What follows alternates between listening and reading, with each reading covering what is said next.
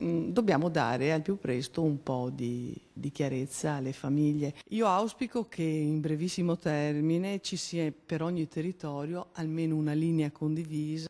L'appello della Presidente dell'Anci Veneto a tutti i sindaci: troviamo una linea comune o sarà il caos per scuole e genitori.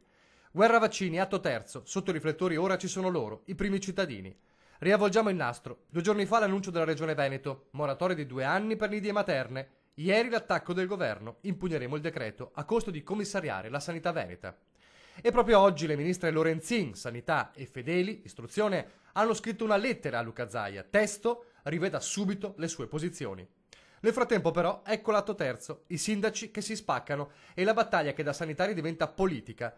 I primi cittadini di centrosinistra si schierano con il governo. Avanti con l'obbligo, no alla moratoria. Tra i primi a rompere gli indugi ieri Giovanni Manildo a Treviso, ma non è il solo, anche Sergio Giordani a Padova segue le indicazioni del ministero. Francamente non capisco queste cose qua.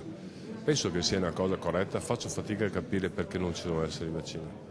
La Lega sull'altro fronte, anche per uno come il sindaco di Castelfranco che crede nei vaccini ma...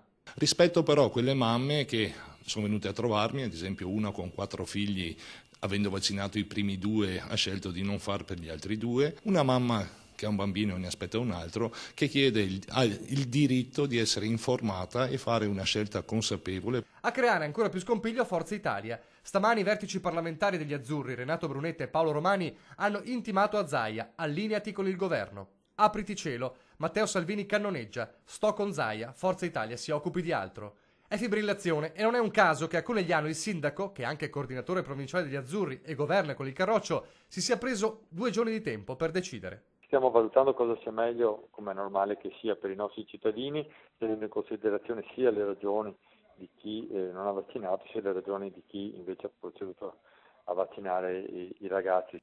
In mezzo ci sono loro, i genitori, che restano in attesa mentre il tempo stringe e nessuno sa come muoversi.